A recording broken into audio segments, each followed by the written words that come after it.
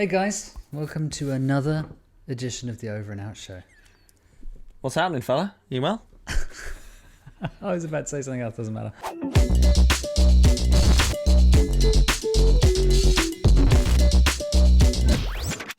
I have something that came in the post. Oh, yeah? What is it?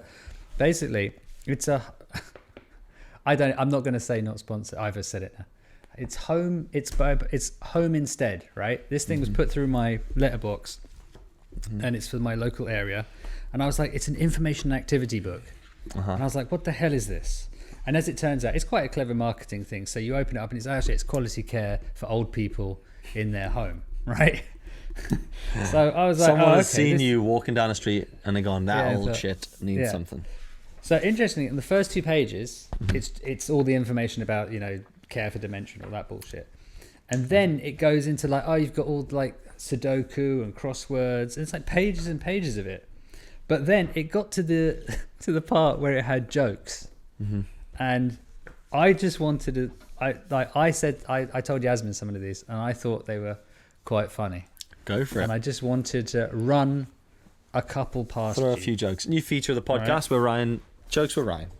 Yeah. Jokes that Ryan says. Right, okay. Go for it. What do you call a canine magician? Dunno. A labracadabrador. Jesus. That's reaching. That one's reaching. Okay. Go for it. Okay. A labracadabrador. Okay. Okay. I got a rescue dog that used to belong to a blacksmith. As soon as I got him home, he made a bolt for the door. I like that one. Yeah, I thought that one was pretty good. Simple yet effective. And this is a current one, which I think is one of my favorites. Being in lockdown, I ordered some food from Germany. Oh, hang on, sorry. Let me start that again. Nice. Being in lockdown, this is ruining it. Being in lockdown, I ordered some food from Germany over the internet. The sauerkraut has arrived, but the wurst is still yet to come.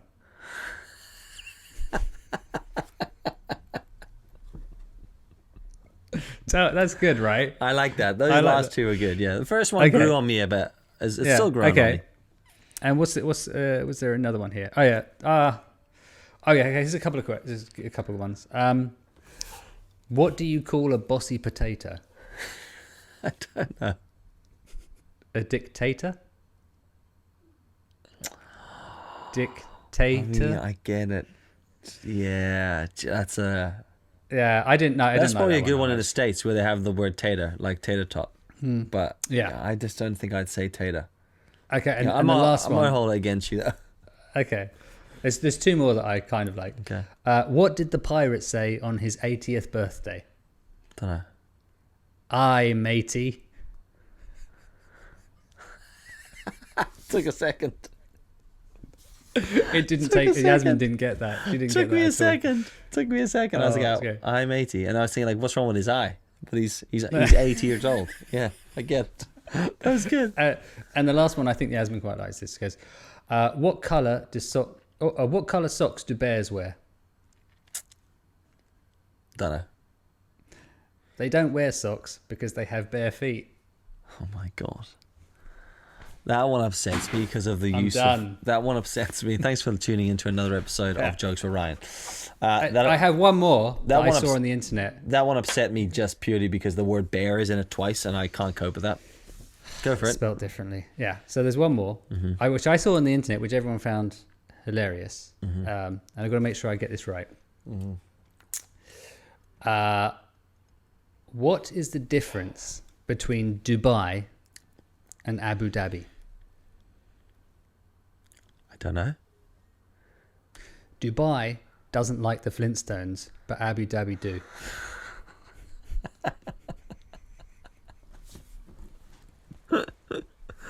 Oh my God. This is a joke. Okay, so this is a joke book for people with Alzheimer's and dementia. Is that what this is? Yeah. Well, no, that was one I just saw on the internet. Which, oh my God. Yeah, I guess the good thing about that is there's not a lot of them there, but the Alzheimer's people can keep telling each other the same jokes over and over again. Well, we probably will. Yeah. Well, there you go. Let's get on with the episode. That's it. Sorry. Jokes with Ryan. Ryan's going to bring us jokes every episode. That's what you should do. We're going to start the episodes out where Ryan's going to bring us jokes. Okay? They're not going to be good. They're going to be like that. We can share it if you want, but I'm also happy for you just to bring me jokes. I think it's a good way for you to start your miserable face. Well, after last week. After the last week, you were saying how miserable I am. I thought, well, what does a miserable man do? Yeah. Brings bad jokes. That is exactly what a miserable man do. But what I want to know is, what does a spirited man do? That right there is a segue. And that segues us into this week's episode, where we're going to discuss the Neistat, yeah. So, look, if you're part of the internet world and you're in the vlogosphere of photography or photo or video or just vlogs, or you've been to the YouTube channel, right? TheYouTube.com. The YouTube. All right. Yeah. Maybe you've heard of him, maybe you haven't. Casey Neistat, kind of an enigma, kind of an amazing... how do you describe Casey? He changed YouTube, he changed vlogging, he effectively made it okay to be on a skateboard and hold a camera. Yes. In New York, yeah. I mean he changed a lot. He changed a lot of stuff. He brought filmmaking to the masses on YouTube, I guess. I think so. Sorry. When I say filmmaking, I mean like as in making your own films. Yeah. Not like guys, you can see Jaws on YouTube now. Yeah. He didn't steal something from Michael Bay and upload it. No. But yeah, he has brought a style of cinematic storytelling and put it as a vlog and put it on the internet, and now all of us steal a little bit of Casey every single where we go. Every time we see it, we're seeing little snippets of Casey, little vibes of his style. If you haven't seen Casey, his style of vlogging is rough and ready and fast and impactful and loose around the edges rough around the edges, but also maintains like, I don't want to use the word cinematic, film-like storytelling. Yeah, film-like storytelling. And he's like, I mean, okay, this all makes sense eventually, but where did you see Casey Neistat? Where was your first, interaction with the said legend? My first interaction was before I actually knew who he was. Mm-hmm. So he made 2 videos with his brother, who's coming up. One about the iPod, like when the iPod first came out. That's right. It ran out of battery, and Casey phoned up Apple and said, how do I change the battery? And they said, you buy a new one. Then he did this video about how crap that was. Yeah. I saw that, didn't know who he was. Yeah. He also did another video with his brother where they went around stealing their own bikes. Yeah. Again, this was like 2012, 2010, something like that. It was years ago. Earlier? And it might even be earlier. But these are 2 videos I saw on the internet. I had no idea who they were. Then the first video knowing Casey Neistat, I think, was when he snowboarded through New York. I think that's the first time he cropped up on my sort of sphere, and that must have been 2016, 17 maybe ish. I don't know. Well, bike lanes was 9 years ago. Stolen Bike was 7 years ago. So there you go. I thought it was longer than that. I thought it was longer than that. Yeah. But it might have been on the internet before it was on YouTube. True. Because I seem to remember the iPod thing. But you see, I don't remember watching YouTube. Well, yeah, because you're right. Look, iPod's YouTube. Dirty Secret was from 2003. Yeah. Even though it was only uploaded to YouTube 6 years ago. See, that predates YouTube, because YouTube's 2009, 2010. Yeah, and and that's the thing with the iPod. Wasn't that the whole thing with it? It was online. Like Casey Neistat's videos went viral before YouTube was a thing. Well, before viral was a thing. Yeah, I think really. So some may say he created virality. Well, then, but that you can also look at, was it South Park? That started off as a viral video. You know, the first one where they did with Jesus, because I was watching that when I was still, that was like 99, maybe 2000. That's right. So possibly, like literally as the internet came out, and that went round as, they did that as a joke for a Christmas card video, and then it just, and then the rest is history. Yeah. But that was a joke, and that was well before YouTube, and you had to watch that as practically as a GIF. You know, it was about this big on the screen. Yeah. How big? Oh yeah. This big. See this big? Oh, right. You see that? Yeah, I see that. Yeah. You're not looking properly. I don't like you anymore. But you're right. Anyway, so the first time I saw Casey would probably have been something like that, 2008, 2009 maybe was when I maybe something like that. I don't. Whenever he started, and I was the same. I'd seen the bike lanes video, and then someone was like, "Oh, he made this iPod video," and then I watched the iPod video, and then someone was like, "Bike lane," the other one, stealing your bikes, and then it was he had a show on HBO that he made with his brother Van called It was the Neistats, and which was basically vlogging. Yeah. But HBO picked it up, Yeah. but no one liked it, which was really weird because it was vlogging before vlogging on the wrong platform. Yeah, it was a YouTube vlog on TV, and no one understood what the hell they were watching. So he was really ahead of the trend, and I'd say he sort of set the bar. He changed a lot of stuff, but he set the bar for what we've all discovered and what we all do now. And everything in my mind, every single one of us who makes videos on the internet, who sets up a camera and walks into shot like we didn't know the camera was there, and kneels down or addresses the camera, that's all come from Casey. I'm not saying he invented that. You know who you are, all of you. Yeah, by the way. yeah. I'm You know who you pointing at are. all of them. Yeah, if you're listening, We know who we are because we've done it. Now, we do it. We still do it. Yeah, and like the thing is, it's like he's been a huge influence I mean, when I watched his vlogs on YouTube, the first like few, I was like, this is what got me into Instagram. I said to my wife, I watched him and I was like, this makes sense to me. She was like, what do you mean? And I was like, well, this is what I do now for us on our family videos. I didn't realize you could do that. Instead of because in my mind it was like, well, to make a film you have to have a cast, you have to have a script, there's all these things you need. But Casey just went, well, I'll just be the narrator, the actor, the extra, the storyteller, the writer, the director. And I was like, well, this makes total sense because I relate to that. So his style of shooting and his slapdash, it's not laziness, it's like getting to the point. Like I relate to a lot of what that was. So huge influence it's all on in the edit.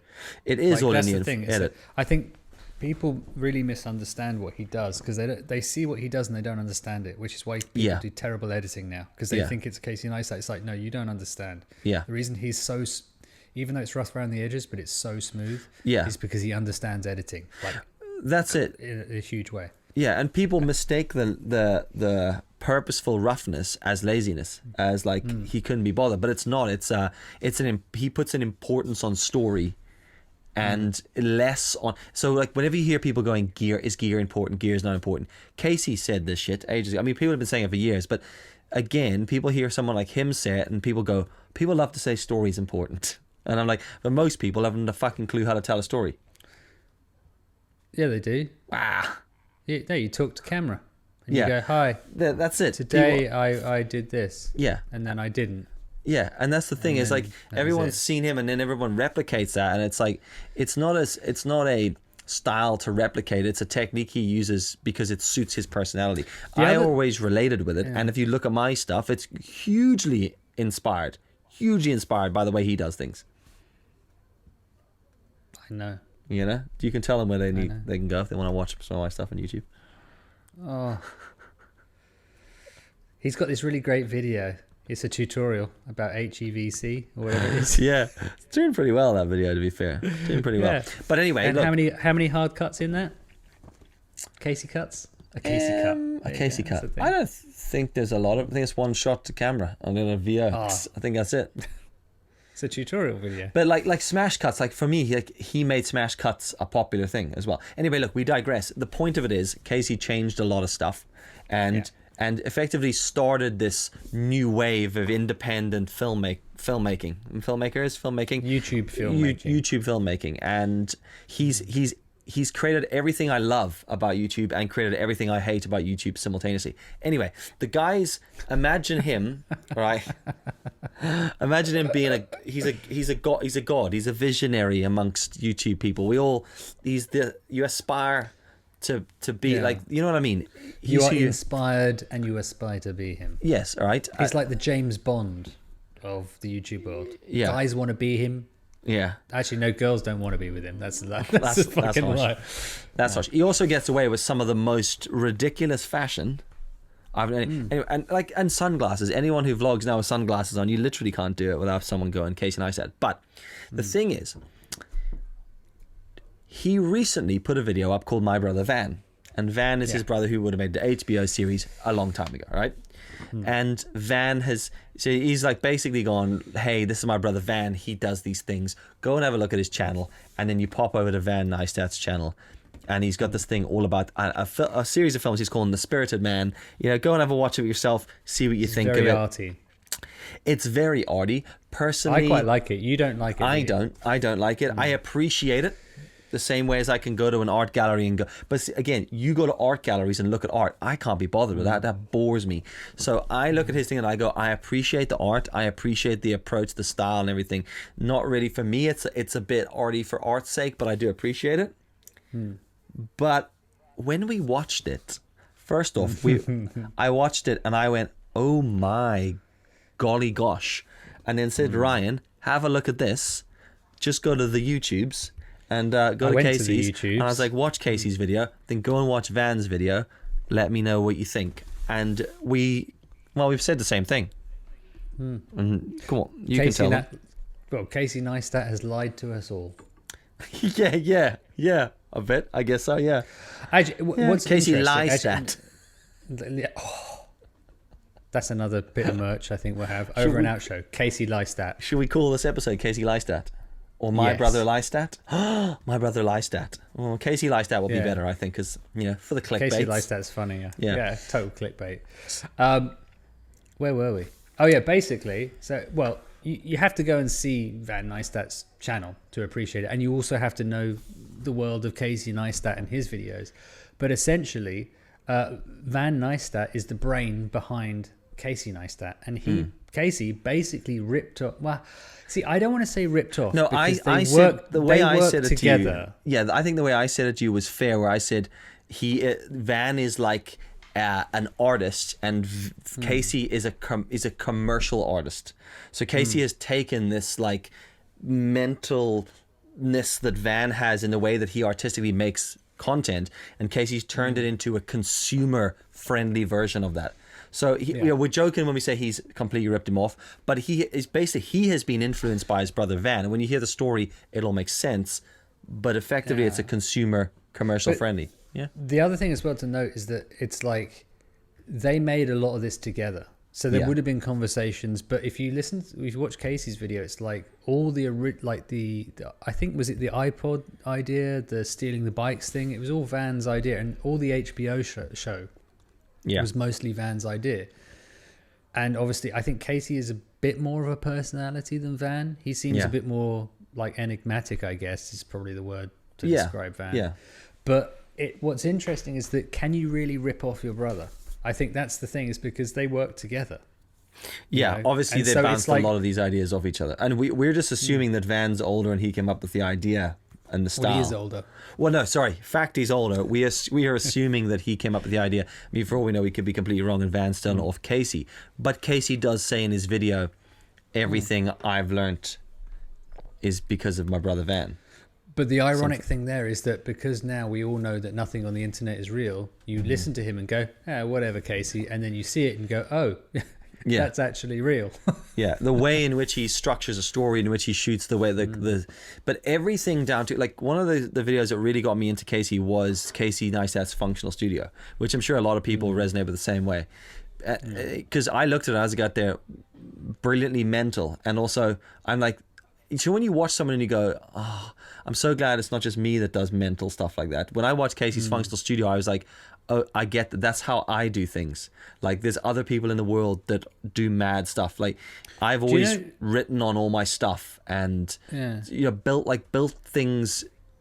He's very grunge in a weird way. He is very punk grunge. The one thing he does, which I really resonate with, is he builds from the top down, which is how I work. Like, I think I've told you this before, but I have a bench in my garage, which I basically put the bit of wood up top first, and then I built all the support below it. So I screwed in the wood bit into two side walls, and I was like, that's where I want the tabletop to be, and then I built everything below it. And that's how my brain works. I like build something from the top down, from the end product rather than the beginning up, and he builds the same way. So when he structures a story and he actually physically builds a thing that he wants to use, I was like, oh my god, it's not just, I'm not completely mad, this guy does it as well. But then you watch him and you think we're all mad. But Van does that. In one of his episodes, he's got the most convoluted gate design I've ever seen in my life, and I'm watching it going, just have a regular gate. We don't need all this. Or just kick the kid down the stairs. I mean, that's what I'd do. That's an option. But like this spirited man, this spirited man hoofed a child. Hateful man. Yeah. So he's he's put up these videos, and what's so mad about this, and the reason this was a hot topic for Ryan and I was because he's put up, what are we, 1, 2, 3, 4, 5, 6, 7, 8, 7 videos. Oh, you're looking at it right now. I'm looking at 7 videos, and he's got 334,000 subscribers. Subscribers. 1,000. Let's add the 1,000 in there. And we were kind of comparing him in a way to, I suppose, people who are popular, not because of the internet, but popular outside of it. And Van Neistat is a guy that clearly made a lot of stuff, but didn't maybe didn't take the route commercially or consumer friendly early on, and Casey did. And he's basically got to the point where he's like, Casey, I'm starting a YouTube channel, and Casey's just turned to his audience of 12.5 million and gone, by the way, this is my brother. You know everything this you is love. Who I learned. Everything you love about me, actually, is this fella. And then 300,000 people have gone sub like that. Like it's really interesting how that happens. The social currency you get from. I think Van obviously clearly has more, because if you're on Casey's channel by chance and he shouts you out, yes, you will get a huge upsurge in followers. But the fact that his brother is going to be like triple that, quadruple that, you know, and the fact he says I learned everything from my brother as well. It's like, well, yeah, but you're right. It's what's interesting is like. His brother is like the seed idea, you know, but like he's the one that executed it properly, and it's just weird. Casey, the Casey did properly for this platform. Yeah. But what's interesting is that all of the way Van makes videos, you watch it and go, Jesus, does Casey have an original thought at all? Has he watched our episode about original thought? I doubt it. I hope he has. Casey, give it a listen. Give it a listen, would you? Come on, Neistat. Come on, Neistat, watch it, fella. But you're right, and I think it's I can't believe you've come up with Casey Neistat. It's the best thing I've ever heard, and it will also be the thing that gets you kicked off the internet completely. Yeah. If I wasn't blacklisted by now, I am definitely after this. But and I think it's like, I just think it's mad. Like he effectively, it's not that he didn't have to work for it. It's just that he's put in the work in the background. No one knew who he was. And then Casey's just gone, but Casey's shone a light on him, and then everyone's gone and followed him and subbed and watched. And he's getting like one of his videos has like 800,000 views almost, which is insane, right? Insane. But it begs the question, like, what do subscriber numbers and views really mean anymore to most people? Like, where's the level of success? Because if I was to compare the work that I've put into YouTube and my channel growth, I get like 5 subscribers a week, maybe max or something like that, or maybe 2 subscribers a week, and I'm on 1,700, you know. And the work I put into YouTube, I haven't put a lot, but I put more work into YouTube than Van Neistat.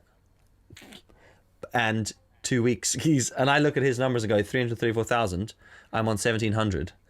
Well, what the fuck is the point?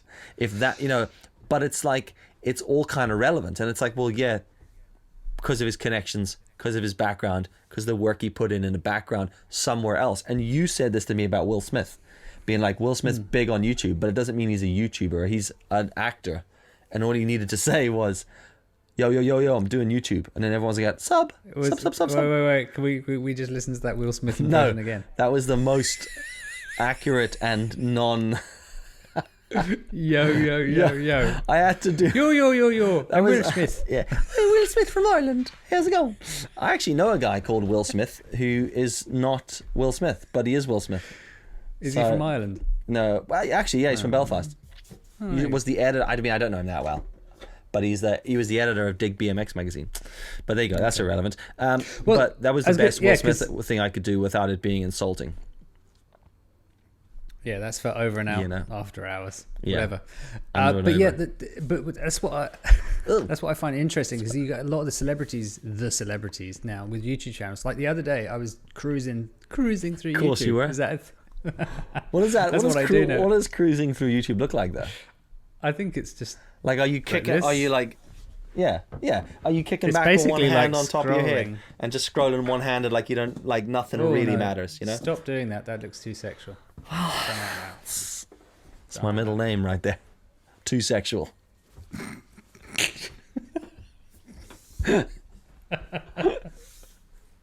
Anyway, back to Neistat. What's he? So, That's the stupidest thing you've ever said. it's a good job we can edit this and remove that, Ryan. No, that's not coming out. That's staying in. But No, anyway, but like yeah. you got Will Smith and Matthew McConaughey, and now I just found today while I was I mean, cruising talking of through too YouTube, sexual, Matty McConaughey. Yeah. Oh, Drew Barrymore. I think it's funny that you say She- McConaughey. McConaughey. I Is just that say who- McConaughey. McConaughey. I would say McConaughey. Matthew McConaughey. Do you know, he's one of those guys, I would literally watch him in any movie. Doesn't matter what it is. If he's in it, he's like Owen Wilson. Just Oh, just be in a video, in any movie, and I'll watch it. I do like Owen Wilson. He's amazing. Wow. One of my favorites. And Drew Barrymore now has a talk show on YouTube. Yeah, I I can't be doing with Drew Barrymore. No. She's E.T., on. That's it. She's just, there's something everything about else. her, you know. She's what got way? this. I don't know. There's something about her. I just What you don't irritates like, me. you like? Yeah, irritates me. Like if you had a big wet fish, and you know she walked past, Will right you in the give it mouth, to her? right in the mouth. What kind of fish? You ever seen The that bass. ad? You ever seen that ad where someone just drives? It's like a mini advert. Someone's just driving around and he keeps slapping people with a wet fish. That does ring a bell. Yeah, Drew Barrymore. Anyway. Her show is good. It is very good. Like as far as like what it is, but she just annoys Did me. you I don't watch know. it? Yeah, Pamela 'Cause watches it. Really? Or did watch it. Yeah. Okay. Because the only reason that I think it came up is because You were cruising to the latest one YouTube. she did. I was cruising to YouTube, and I'm a Travis Barker fan, so he's on the latest episode or something. Oh, right. I think that's why it was presented to me. So that kind of thing. Anyway, whatever. Van Neistat, the Neistats. Ugh. Let's get back to them. Yeah.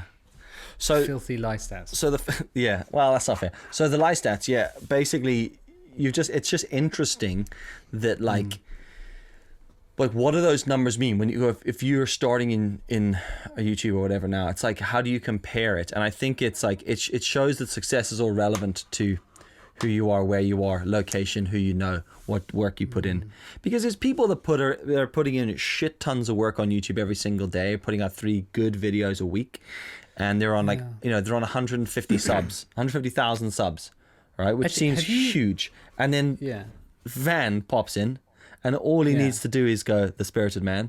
Here's an overcomplicated gate, and in case he shouts him out. This is going to be a stretch here. Do you know the TV show Billions? Yes. Have you heard of it? I have watched. It's got watched it. You watched a bit of it, but Paul Giamatti and Damien. Yeah. I always say Damien Hirst, but that's not his name. Yeah, the guy from I forgot what Homeland. it's called. Homeland, and the cook that gets shot from Breaking Bad. Really? Mm-hmm. Oh no! That's not Paul Giamatti. Yeah, but that's the guy. That's the only guy. Yeah, he's in it. Wags. Yeah, he's in it. Oh, anyway, yeah, I know who you mean the bald dude. He's the guy. Yeah, he's a. I tell you, when those two are on screen together in that show, it is some of the best like TV you will ever watch. It's amazing. They're so good. The acting is amazing. They are so good actors, is what you were going to say. So good acting, like what you used to know. Good acting. See the acting they used to do. They do that was so good. But not on the YouTubes. They don't have YouTube channels. Oh, you've gone. I don't even know where I'm from. You've gone a bit Bristol there. Jesus Christ! I'll be starting a riot next. Jeez, kicking a statue over. Yeah. Anyway, there's in the latest episode they used the phrase Kingmaker, which I thought was quite appropriate to this. Mm-hmm. Well, because it's all very political, hedge funds, all that kind of stuff, and they're talking about. They're having an argument or whatever, and they're saying the day of the Kingmaker is over, i.e. like basically all the hedge fund people, all the people that have money, they choose who goes into power politically. Right. You know, so who becomes the next president, who becomes the next attorney general, blah, blah, blah, blah, this, that. And I just wonder, with the internets, is there a higher elite that decides who gets those shout outs? who gets the next step up. Because it's like, if you are Casey Neistat, you know, pretty much if you shout out at anyone, you're a kingmaker, right? But does that mean, how long does that last? You know, and how high up the ranking do you have to be? Like, so let's say it's not Casey Neistat. Let's say someone like Pete McKinnon, a bit lower down, does a shout out. You know, you will get an influx of followers, but how long will that last? Are they a kingmaker? And what is there like? What I'm saying is there like an elite of YouTube that decides what goes on, or is it all I don't know. algorithm Yeah, based? sometimes I think it's all a hierarchy, and you have to. It depends on who you know. But actually, when I really look at it, I think this Van Neistat thing's a great example, and I'm really interested to see where it goes and like how the views carry on, because I mean, his first couple of videos were like 700,000, 2 weeks ago, and his latest video has got 150,000 2 days ago. But like, it's hard to know because on days. But I feel like. And I think a good way of explaining it is you mentioned Peter and Cody Warner. When Peter explained something and he said the phrase, "All I did is shone a light on him." So it's up to him to perform. So it's like, yeah, this is going to happen. People like that are going to shout out other people, and it's up to that person to be in the right frame of mind. Classic example. Don't know if you know, I do YouTube videos, but Chris Howe. I did a video with Chris Howe, right? Who's that? The Chris Howe, right? Oh, is that the boyfriend of Lizzie Pierce? The lion. Is that what he calls himself? I don't know. Anyway, but The I did lion? the lion's mane. I don't know. Isn't that his logo? Like a lion's mane? doesn't. It is. He doesn't have a lion's mane anymore. He did when he had long luscious hair. Anyway, did a video. Why did he never do a video? You know, sorry, just a side note. Why does he never do a video for like Vidal Sassoon? That's what he should do. For who? Or should have done. Vidal Sassoon. What's Is that? it? You know the thing. The hair product. You know, Jennifer Anderson, because I'm worth it thing. That's is that a thing? Is that not Garnier? Garnier, No, Maybelline. whatever. No, that's it's Maybelline. That's Maybe, anyway, look, we just shout out a load of brands there. They're going to get loads of followers from this. But he did a video with me. I played a huge part in that video. He shouted me out. I was not in the position to be ready for that, and no one gave a fuck, because when he was like, you put the links, people went to my Instagram and I got followers, but YouTube, like two. The dude's got tons of subs. I got like 2 subs, but it's because people get to my page and go, well, he does fuck all, so what's the point? And I think you have to be. It's that whole thing that people talk about before. It's prepped and ready. It's good luck and good plan. It's luck and planning, isn't it? You got to be ready. And I think Van Neistat. It's mostly luck. Yeah, but without the not planning, preparation, luck and preparation. So if you're not prepared when the light is shone on you, it's depending on your preparation depends on whether you succeed then or whether you fuck it. You know, and I think like Van's prepped here. He's obviously had a bunch of ideas. He's living on some motivation here. Casey shone a light. He's cracking on. He's putting up regular videos. So it's gonna be interesting to see. I think because he's quite niche and because he's quite arty, maybe you'll find a lot of that, traction disappears. But then all it does is puts it into perspective of how many people are really watching. But I think if I've learned anything from this experience and a lot of stuff that I've seen is that numbers are really not comparable anymore. You can't come onto YouTube and start a channel and do something and compare it to, PewDiePie's 100 million. Is it right? 100 million, and then, or even anyone's like 100,000 subscribers on YouTube is huge, but it is so belittled by the fact that it's people with like Casey with 12 million, or that Van gets 300,000 in a week. But I think it's all about what you want out of it. Because if you are just going for viewership, 100 million viewers is great, and I'm sure if we just took away all the sponsorship and everything, you just had AdSense, right? Yeah. But the thing is that, I've made a lot of videos for like online entrepreneurs, building businesses online, that kind of thing. And some of them make millions a year with they've got like no more than 4,000 people on Instagram. Yeah. You look at the YouTube channel, it's like 10,000. Yeah. It's insane that they have such a core, engaged audience that they can make that much money from that low down. Now, obviously, if money is your thing and you are just targeting, yeah, of course. But if you are just your average, your only way is Essex kind of celebrity, just wanting to get like more and more people eyeballs on you, yeah, then yeah, at what point is enough? How much is enough? Well, yeah, and people have said that because you've got to look at monetary value to recognition. Is that like what we're looking at here? I think so, because people have talked about that whole that theory before, and I think someone said to me recently, talking about you need to do the play the game to make it work, and I was like, well, what does making it? And this is the bit for me mentally. I was like, well, what does making it work mean? Because for me, making it work is creating videos that I'm proud of, that I look back at and enjoy. I'd rather do that than play the game just because that's deemed successful. See, the thing is, though, you got to look at where you're coming it from, because you have a decent job outside of YouTube. Like you get, loads of clients. You do really great work, for other people. Yeah. And I have a similar thing. It's like I make in fact, all of my money outside of YouTube. I don't make any money from YouTube or Instagram because I don't really do it that much because I'm generally doing work for other people. But it's like, what is success? It's like, is it money or is it viewership?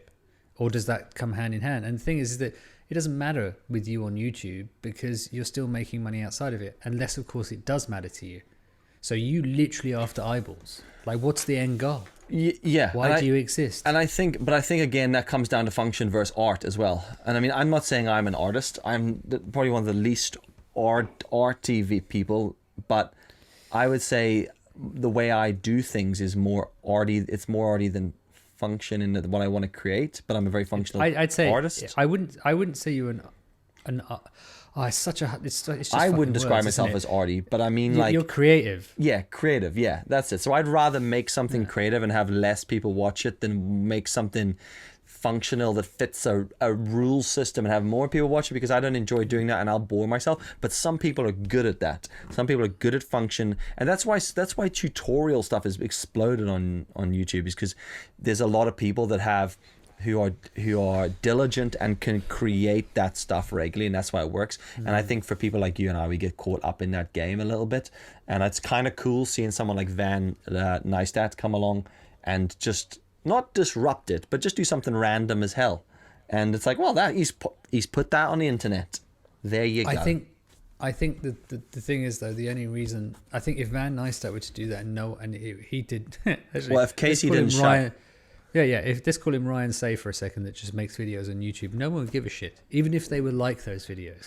Yeah. And let's say we took away his name, and they go, oh. If anyone did see them, they'd go, oh, that's like a poor man's Casey Neistat. Yeah. Without Casey Neistat's backing, does Van Neistat have the followers? That's the question you're asking.